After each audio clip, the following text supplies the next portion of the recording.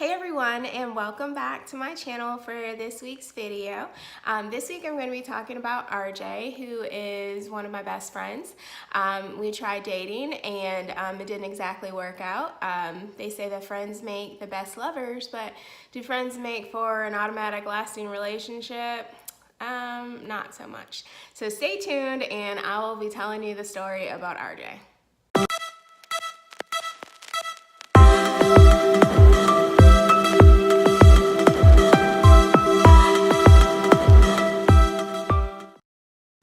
RJ and I met in 2006 when I was working as a detention officer.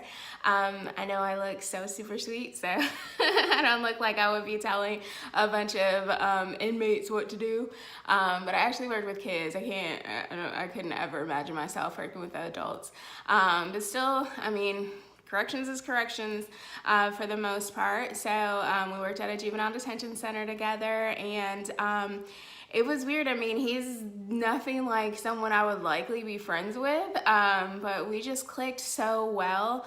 So I think almost from day one, we just kind of had like a little work crush. Like once we started getting to know each other a little bit better, it never was anything. I think he was dating someone, and I was engaged shortly after I got there. So I was dating my ex-husband at the time, so it never was anything. But we were just so cool, and it was really, I think, a situation where I was so different than him and he was so different than me that we were both just real intriguing to one another. I don't know if anybody can relate to that, but I think that's pretty much what it was. So RJ and I stayed friends through everything, through all the crazy work drama that we were always going through, and the work stress, which I think kind of brings people together when they work in corrections, is that, sometimes your spouse just does not understand, the certain things that you want to tell them in your job, and it's like you can't fully articulate it to people.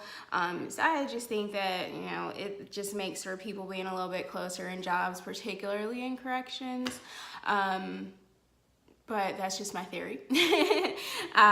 So RJ and I were really close. Even though I got married, we saw each other at work. Even though I moved to Georgia, like we kept in touch, like pretty much here and there on Facebook and things like that. We would talk from time to time, but it wasn't, when you're married or when you're in relationships, it's just real hard. When you have a best guy friend, it's just so tricky because you don't know how much you can really keep in touch when you get married, but somehow we made it work, and it was cool. It was no big deal. Everything about us was pretty transparent, and I think that was, I will give him that. He never once tried me ever, and I think that was a huge testament to his character and the level of respect that he had for me. So that actually meant a lot.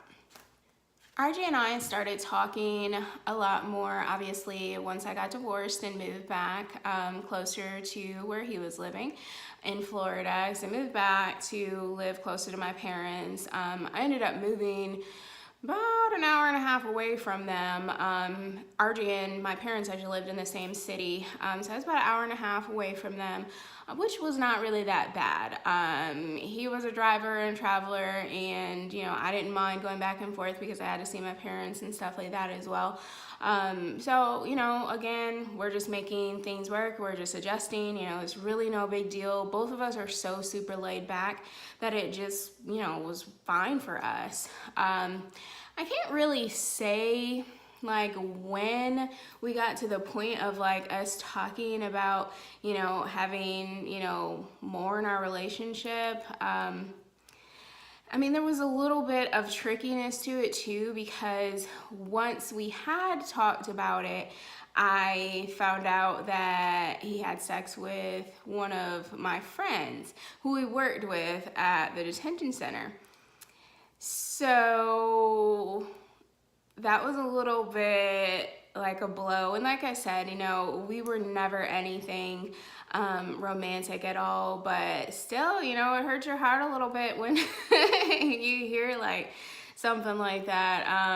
But yeah, so evidently they kept that from me for years. And like I said, I do feel like we have like this mutual work crush that never went anywhere. But still, I feel like it was a mutual work crush and he shouldn't have slept with one of my friends. But, you know, what can I do? They're grown. So I got over it, of course, pretty easy because looking back, I mean, what can I do? You know, they were two grown, I guess, single people. I don't know, that's their business. You know, and he said it wasn't a big deal. And so I just let it go. When RJ and I started being more than friends, I really don't remember exactly how it just like evolved. Like I just feel like we just started talking about things, and since both of us were, you know, coming out of relationships, which, you know, probably was a little bit of the reason why we didn't work out, but both of us were coming out of relationships with other people, and I guess I really fully didn't know the extent of the relationship that he had with someone else at the time, and I was pretty much just getting over Harvey because, you know, he had basically, you know, had another baby and, you know, therefore was having another life.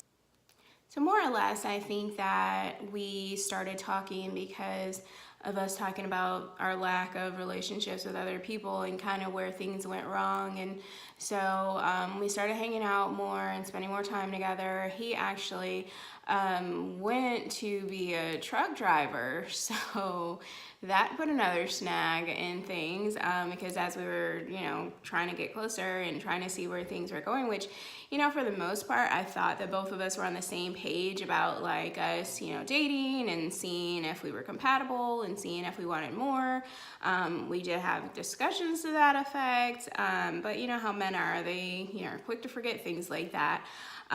So, I mean, I felt like we were working towards something. It was hard because he was a truck driver. He also was a father. And so, you know, I understood that he had these other jobs, you know, these other responsibilities, family, all those things. One big thing that I think was an issue was that I was never really truly a part of his life. And I feel like that was to our detriment.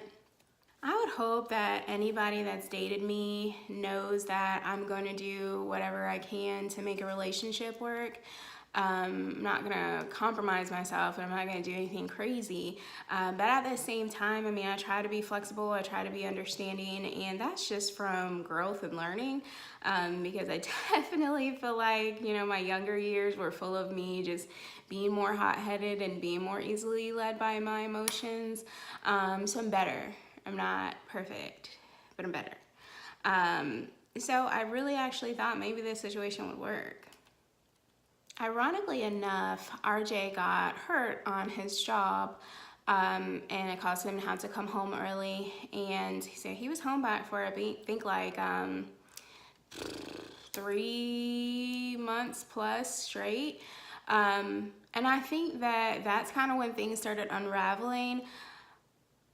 When he was on the road, it was a different life, but then when he came home, it was back to being a father and a son and, you know, a brother and all those things. And because I wasn't indoctrinated into his life at all, that I think caused a little bit of trouble and stress for the relationship that we were building, I think. You know, like I said, I'm going to try to make things work, but if they're just not working, then they're just not working. And this turned into a situation where it just stopped working.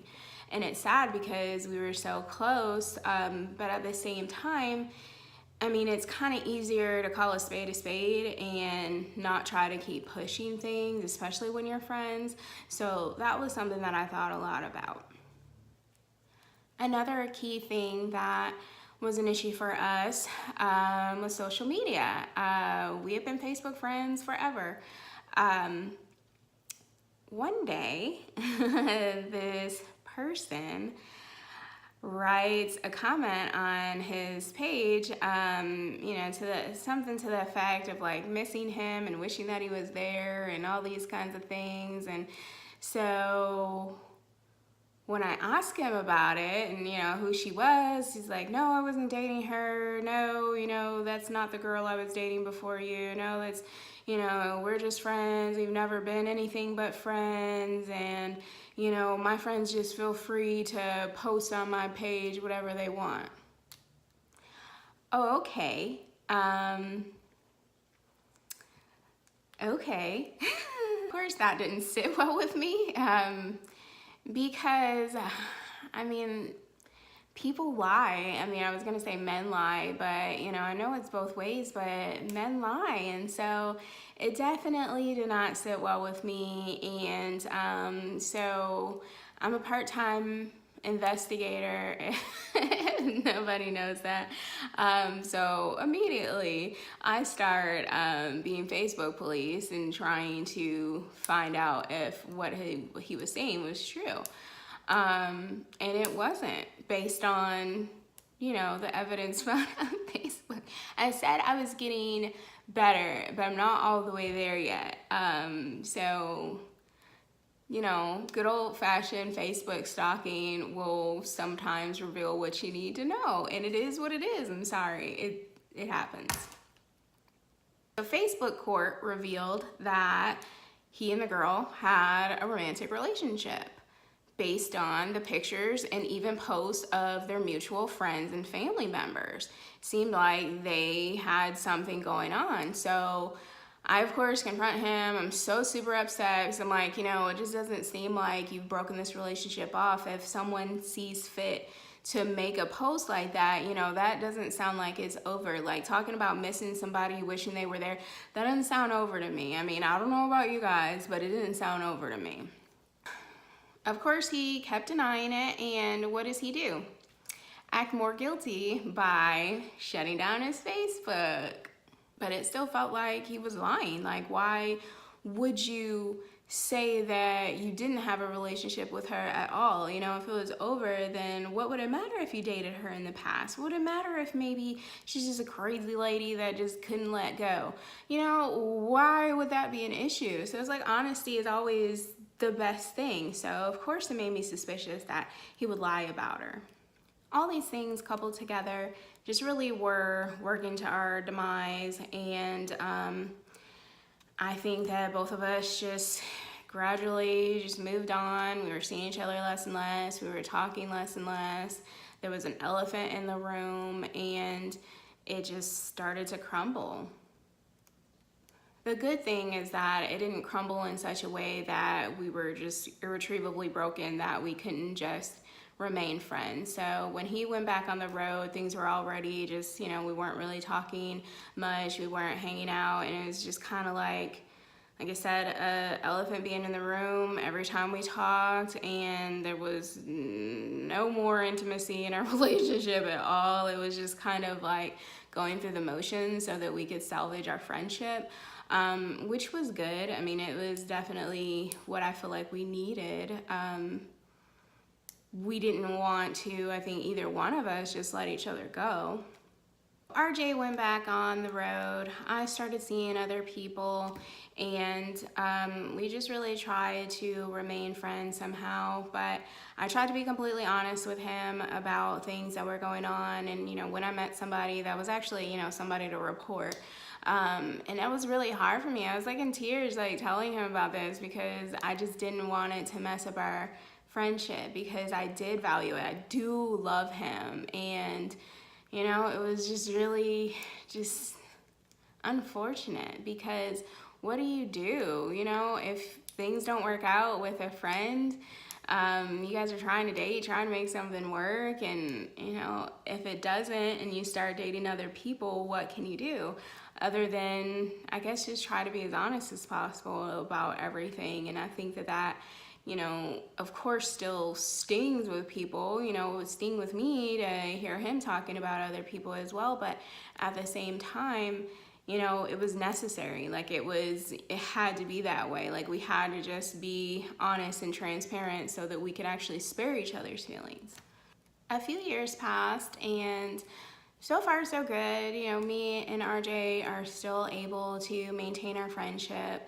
I would just bring up, because I think about it from time to time, like when I was dating people, like, you know, when this gets serious, if this gets serious, like how can I hold on to my friend? Like how can I, you know, still hold on to RJ? Like, is our relationship gonna be the same? Are we gonna eventually stop talking to each other? And like I said, I mean, I really loved and cared about him, and you know, aside from the fact that I really felt like he was doing me wrong with withholding of information, you know, that still is my friend, and I felt like I knew him, and you know, it was worth saving if I could. You know, I wanted to hold on to him as long as I possibly could. Like I said, years had went by at this point. I mean, not years, like 2. Like an extreme amount of time, but like about 2 years has gone by. And so that brings us up to just about May of this year. And we had another rough patch because RJ had gotten the girl pregnant. You know, the one that he wasn't dating. You know, the one that was just a friend back then. The one that I had nothing to worry about. She's pregnant. And I found out via the internet. That seems like social media and the internet is just the new way of finding out things about your friends and family that they should have been telling you themselves. Even though RJ and I weren't dating, even though it had been a really long time for the most part that we even were romantically involved in any way or form, it still was hurtful because everything that I thought back then was true. You know, he was seeing the girl. He hadn't broken things off with her, you know, and that's why she made the Facebook post. So not only did I find that out, but, you know, I was still unraveling that they have a long relationship, that this has been going on for a really long time. Like, I think back to 2010, 2011, and maybe even longer. You know, Facebook court, you know, it has limitations, so I don't exactly know how long, but I know that it was a long time. I know people will say that I shouldn't be mad, I shouldn't be upset, that, you know, he was just living his life, that he didn't owe me anything, but at the same time, this was literally a whole life that my friend was hiding from me.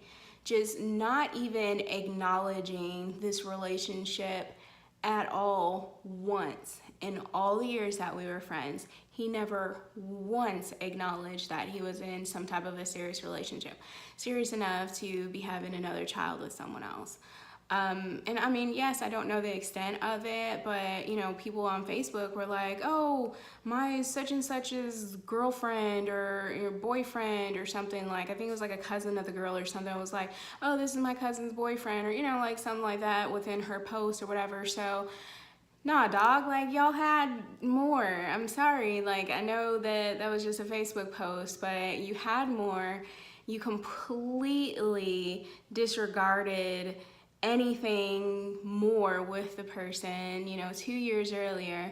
And now it comes to find out that, you know, you're just completely saturated in each other's lives. You know, pictures of you and your kids, and or her and your kids, and, you know, her family and your family know each other, which was pretty hurtful to me because, like I said, I was never a part of his life, and I think that was probably the worst thing. Like, I think that that was just a huge blow for me because I feel like I realized why. You know, I was just really hidden in the shadows and not talked about and not acknowledged. Like, my family, like, and my friends, they knew who he was. They, you know, didn't all meet him or anything like that, but I talked about him, and, you know, he was someone that, you know, I said, hey, this is my friend, and, you know, things like that. So it wasn't like he was ever a secret, and he wasn't a secret with the guys that I dated either. And so, I don't know, I think that that was just a really hard pill for me to swallow. The most is that he just was completely keeping me away from his family and life. And I thought that it was just because, you know, he was a protective dad and he just didn't want to let his kids meet just any woman that he was seeing. And I respected that, and I thought that that was the understanding. However, it was just because I was a secret, and who wants to feel like they're a secret? After all the time that I spent talking to him about the fact that I was, you know, gonna have a hard time letting him go when and if, you know, I got married again or started dating somebody seriously again, because I loved him, and it's like I felt like we were gonna have to choose. And I talked to him about this too, in, you know, regards to him finding someone else. Is like, what is our relationship gonna look like? And I know it just probably sounds like a lot of worry for no reason, but at the same time, it's like I always knew that it was a reality, because you just can't bring all your friends with you into a relationship, especially once you get serious with somebody. There's just, you know, then especially if his best friend that, you know, I was romantically involved in. So I know that's not gonna sit well at all. Maybe we were just friends, you know, like friends, that would have went over better with people, you know, that I dated. However, I mean, I knew that this was gonna be something that we were gonna have to get to at some point. I knew that this was not going to last forever in the form it was, you know, of us just calling each other whenever, you know, late at night, early in the morning, texting whenever, like feeling so comfortable with one another to where, you know, we felt like safe in, you know, our routine and us talking and just being comfortable. Like it was never, I don't think, an uncomfortable moment. I think that both of us really tried hard, and I will give him that. But I mean, once I found that out and just kind of pieced things together, which I'm not wrong about. So I know there's probably some guys like rolling their eyes like, I can't believe that she was doing all that investigating and, you know, she's making all these assumptions based on all this, but I was not wrong. Like, hands down, I wasn't wrong. Like, I know that for a fact. I mean, their baby is proof that I was not wrong. So, of course, I talked to him about this. It's just really, really emotional for me, because I felt like that was just the end of us. And I mean, it was. And I mean, I can't say that I don't miss him, because I do miss him and I do love him and I do wish him the best. However, everybody is not meant to go where you're going. You know, God didn't necessarily tell me I needed to be with this person. We didn't necessarily make any concrete plans other than just talking and shooting the crap about stuff. So, I mean, we were missing the honesty in our relationship. Obviously, there was a huge lack of communication. So it was pretty much doomed. And I didn't even realize it was doomed from the start. Had I known that there was some other person involved, I mean, everything would have been completely different, you know, years prior. You know, we wouldn't have even gone to the next level had I known that there was somebody else, which at the time he told me that he was breaking up with someone, and he did say that it was someone that he had, you know, kind of like a life with, that his kids played with their kids and stuff like that, and it was hard to let go because of that. And I understood. It's like, I'm so understanding, and people probably don't think that I am in this video. Probably makes me look like I'm a crazy paranoid person, but at the same time, like, I really am understanding of everybody's wants and needs, like other people's, you know, feelings and how they look at things and their perspectives. And you know, so I wanted to give them the benefit of the doubt, and it didn't turn out good for me. You know, currently RJ and I are not talking anymore. We haven't talked since May, so that's about 4 or 5 months now. And it's for the best. So, you know, it sucks, and I miss him, and I will always love him, and there'll always be a special place in my heart for him. However, it's just not a situation I'm willing to deal with. I just, you know, you can accept only so much in relationships. I mean, even friendships, you know, it's just, you have to have boundaries, and I really feel like he blew it by just not being honest with me, and he's had every opportunity to. So yeah, it sucks, but it is what it is. So wow, we are getting closer to, hold on, sorry. My stool is like going down, hold on. Sorry, that was weird. Next week's video is going to be my bear part 2. So if you haven't watched my video about dating a coworker, definitely go back and check that out so that you'll know who Bear is. Like I said, Bear is gonna have a part 2, and he's also gonna have a part 3. So that'll be interesting, hopefully for some people to kind of find out, you know, what kind of went on with that, because I didn't end seeing what happened with Bear. He was kind of like a to be continued in my life. So next week I will bring you the part 2 of Bear. So definitely make sure that you check out the dating a coworker video. So wow, we are getting close to me being able to talk about my last relationship. These last few weeks have been just like a spiritual journey or something in me like purging my soul of my relationships. It's actually been helpful and fitting, because this year, I mean, I did make the decision to let go of all my exes, to stop communication with them and things, and you know, so that's a journey in itself. That was something that I had a hard time dealing with, because I don't like to lose people. Like, I'm so super sensitive, and it's like, you know, I did really care about these people, so it's so hard to let go, and it's still hard. But I'm learning, and I feel like this is something God wanted me to do, and I think that He's given me the strength to do it, to where I don't think about it consciously most of the time, and so that's the best peace that you can have. Wasn't even sure if I was going to be able to make this video this week, because I did not know how I was gonna feel. Yesterday I drove to Atlanta to let my parents see my aunt and my cousins.